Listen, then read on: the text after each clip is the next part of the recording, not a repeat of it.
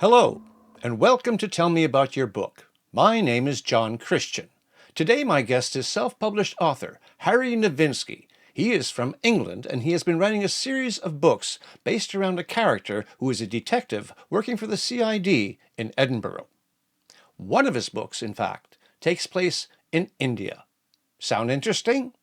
Well then stay tuned.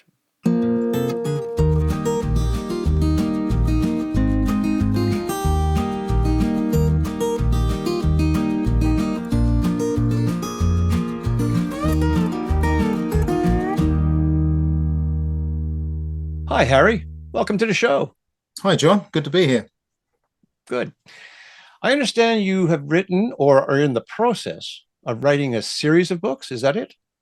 That's right. I've got three novels and a novella currently out on the market, and I've just started writing my fourth book. Which book would you like to start with?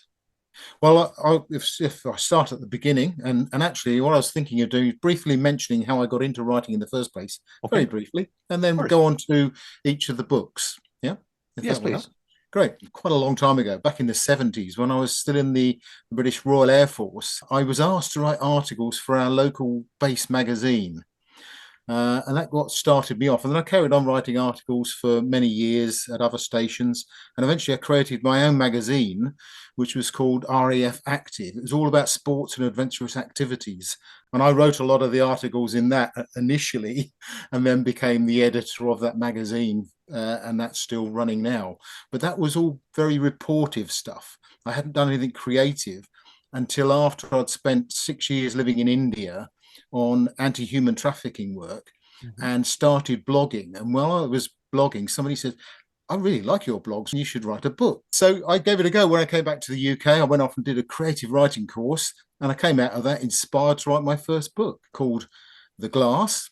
It's about the protagonist is Detective Chief Inspector Susanna MacLeod. She's actually English, but she married a Scotsman and she lives in Edinburgh and she heads up the CID team there, hunting down criminals. And the first book is her and her team chasing down some armed robbers that raid a bank in Edinburgh. And they're worried that they're going to try it again and somebody's going to get killed eventually. But at the same time, there's a sub story. She inherited a magnifying glass from a great great uncle who was a Victorian era consulting detective, used to work with Scotland Yard. And she inherited his magnifying glass after taking a test that he had set, and his estate indeed. And that second part of the story, I've expanded on that in my novella called The Test. And it actually lays out the test she took. And it goes back to 1930s London and a crime being committed there. So a bit of a strange one, a bit of a sidetrack down there. So she's not only trying to track down these armed robbers, she's trying to get a magnifying glass back, which is a cherished heirloom, you know. Now that's the basis of that story. Moving on to the second book, it's called The Duty, and this is based around my experience in India with the anti-human trafficking, sex trafficking. So the story starts off with a woman found dead in Edinburgh, and she's of South Asian descent, and they find out that she's actually from the Bengali region, but they have no idea who she is. So Susanna MacLeod takes one of her officers with her, and they go off to Bangladesh and West Bengal and try to get the assistance of the local police forces to find out who this woman was and how she ended up in London and then Scotland after that. And she has a lot of problems there, of course, dealing with local police in these countries. They don't always cooperate as well as one might hope.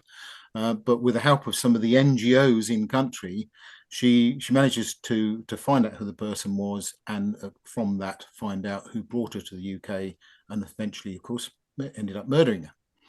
And that's a pretty challenging one. And I remember when I was writing it and editing it, I was actually in tears reading my own story, even though it was fictional and I'd written it.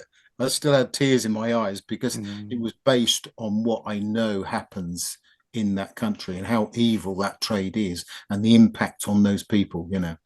Yeah. And the other thing, I was so inspired by doing it that what I've done is I've committed to giving all the profits from the sale of that book to those charities, NGOs in West Bengal, that are working in the anti-trafficking side of things. So that's my plan when I earn some money off it. Good.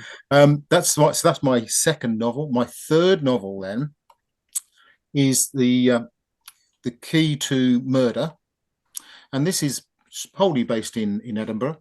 And this is where an old gentleman, it's a guy in his 80s, in his own home, reliant on carers to go in and help him to do the basics of looking after himself. And one morning they find he's dead and he's been murdered. And well, who on earth would have broken into this house and murdered this old guy who was no threat to anybody and was seen to be well loved? But when Susanna MacLeod looks into it, she finds there's rather a darker side to this man in his past. And she has to delve back into his past to find out what the motive could have been for his murder. And at the same time, ends up on a sidetrack into Edinburgh's prostitution rackets and tracking down criminals there as well. So again, sort of two stories running there, but the main theme, of course, is finding the murderer of this old guy. And of course, that happens along the way on all this whole series. Susanna, although she's not like a lot of fictional detectives, they drink knock down glasses of whiskey every 5 minutes. They smoke, they're incompetent, they're bumbling, they're useless leaders, but they're very determined to eventually get their man. She's not like that. She's highly intelligent, extremely well educated, and an excellent leader. But of course, we've all got problems, haven't we? So she's not problem free, and she's got love life dilemmas. She's got parents and sisters and that, trying to encourage her to go back to the Christian faith because her parents were Anglicans and she was brought up in the church, but she drifted away from it. So she's got these pressures on her as well. And so she has to live through all that as well as dealing with all these crimes. And indeed, of course, the usual thing, often police officers get called back to work in the middle of the night or in the middle of a holiday, and the people that they love and have relationships with struggle with that. So there's an element of that in it as well. That just about covers the 3 books of the series. And the 4th book, as I say, I've only just started writing. I can't even tell you where that's going yet. Okay. and that should be due out in 2023. I see. And that involves Susanna as well. She's going to be the main. Yes, indeed. Right. Yeah, what I'm looking at is she's going to be diverted out of Edinburgh again into rural Scotland this time to help with one of the smaller CID teams because they don't have the experience to deal with the murder that's just occurred. So well, for those of us who don't know what CID stands for, can you? Criminal Investigation Department. Okay. All right. And approximately how long is each one of these books? They're all about 90,000 words. Okay. So it's a novel. Yeah. It's a good sized novel, I think. Pretty typical for, that sort of era, police procedural, crime thriller, right. 90,000. Yeah. And you've been to, as you say, you lived in India for a while. Yeah. Which makes it that much easier to write about a plot that takes place there. And sure. It even affected you emotionally, you said.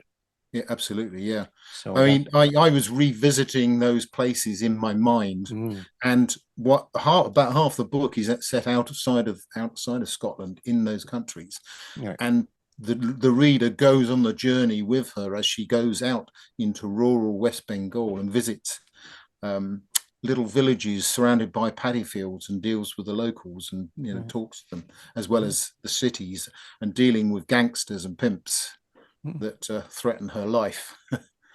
So how are sales for you? Last time I checked, I'd sold 700 or 800.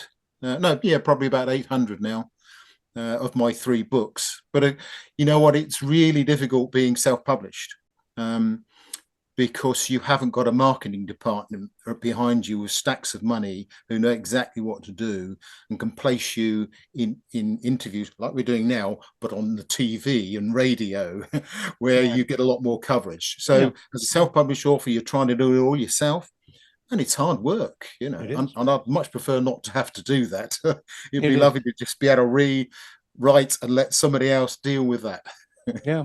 Okay. Yeah. And have you done any book fairs? I haven't.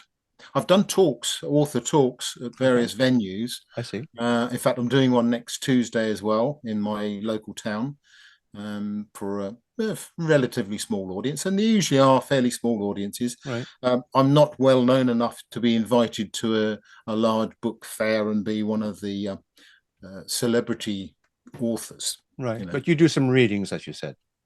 Yes, yes, Yeah, indeed. oh, Yeah, good. Yeah. yeah. You enjoy doing that?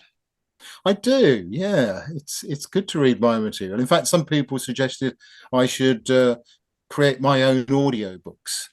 Um, and I'm thinking about it. My books are set in Scotland, and the problem is my Scottish accent isn't that good. I Right, give it a right. go, but And what about the yeah. female voices? I mean, I've thought of that Oh too, but well, yeah, yeah, quite. Yeah, I don't have the skills of an actor that right. would do that. Well, But then again, some audiobooks it's are just actually with same done voice all the way through. same Yeah, voice.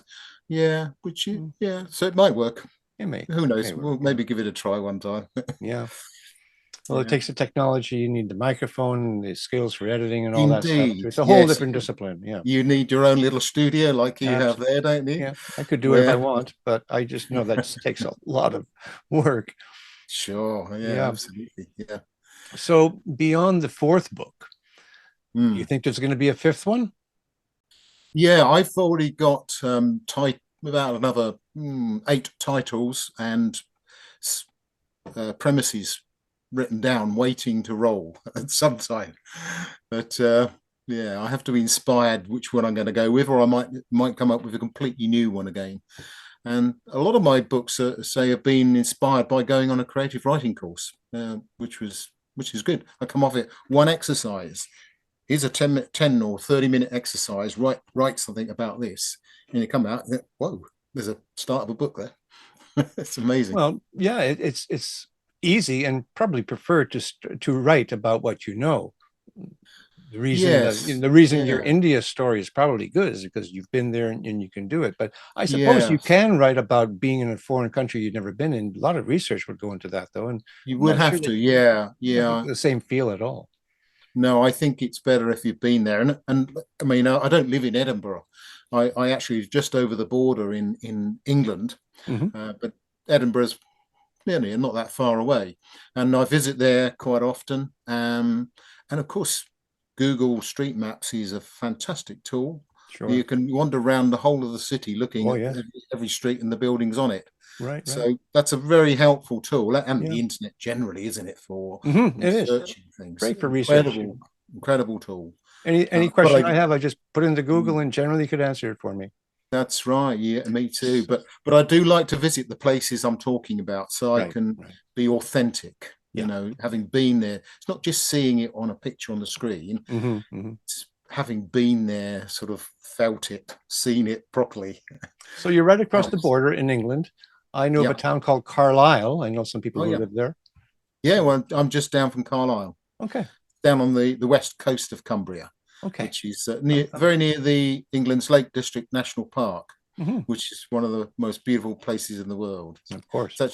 It's got World Heritage status, actually. Yeah. Yeah, Yeah. yeah, it's fantastic.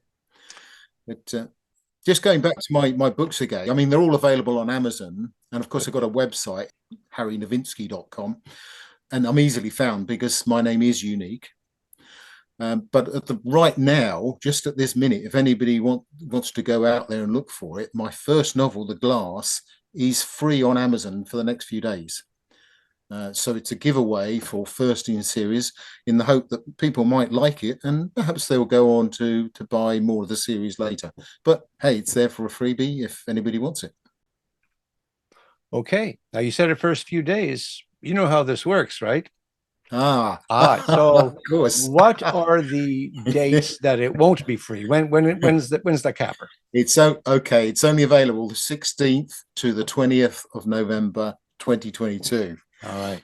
Well, we get this out there, and hopefully, you can inspire people to want to buy your second, third, and fourth books. Yeah, I hope so. I mean, most people are, well, yeah, the reviews I've got on all the books are good. They're all 4 5-star reviews. Well, I say all. There's always the odd 1 or 2 star in any reviews, isn't Mhm. there? It's yeah, Now, yeah. you mentioned that you edited your stories? Are you also the editor of your books? Yes, I am. I don't pay for a professional editor to edit them, but I've got editorial experience anyway. And what I do is I use what I call alpha readers and then beta readers. So um, people who are happy to be extremely critical, frank with my books about the plot, about things I've said in them, about and mistakes I've made, and I use those and then edit it myself. And after that, I then push it out to a number of beta readers who also then come back with feedback, and I re-edit again. And I've already edited it about 4 times before it even goes to the first alpha readers. So, huge amount of work editing. I think I spend more time editing and rewriting than I do drafting the first manuscript. It's a very lengthy process. Yeah. And if I actually manage to have some success at selling a few more books, maybe the next one I can employ a professional editor, and that would be Hmm. lovely because it would reduce my workload. Right. Right. But yeah, it's quite an outlay, to have that done. It is. It can be. Yeah. Yeah. Well, Harry, maybe I should take advantage of that freebie. Absolutely. That's a Yeah, good idea, I John. think I will. Get it now while you can, and you might like it. For sure. Yeah, that's a really great Yeah. idea. Anything else you want to add before we finish our chat? Uh, um, just one thing. The name I mentioned, Harry Navinski, is unique, and that's because it's made up. It's my pen name. Um, but the reason it came about was going back when I first started writing for that magazine in on the RAF base. I was on a squadron where everything had a pet name. It was pass the Harry hammer, get the Harry Land Rover, Harry this, Harry that. I don't know why. It was one of those weird things on this flying Hmm. squadron. So we called everything Harry. Yeah. And I was a navigational instruments fitter at the time. And they used to call us Navinsties. Okay. So it was very easy to Oh go yeah. from Harry Navinski to Harry There Navinsky, you go. especially as I was a keen skier. So that was my made up pen name because I wanted to be anonymous in our station magazine because there was a bit of banter between squadrons, and each person would be saying something about slagging off the other squadron, saying how bad they were or Right. incompetent they were or something. Just a bit of fun. But it was better to be anonymous for that, just in case. All right. That's how it came about. Great. Great story. Really like that. Good. Well, Harry, it's been a pleasure talking to you about And your you, work. John. Yeah. And you take care of yourself. And you. Thanks for having me. Oh, you're welcome. Bye-bye. Bye bye.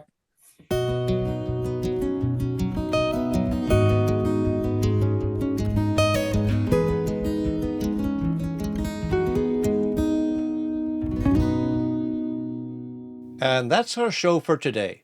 If you like what I do here on Tell Me About Your Book, then hit the like button and subscribe. And don't forget to ring that bell for future notifications. And if you are a self-published author, I would really like to speak with you.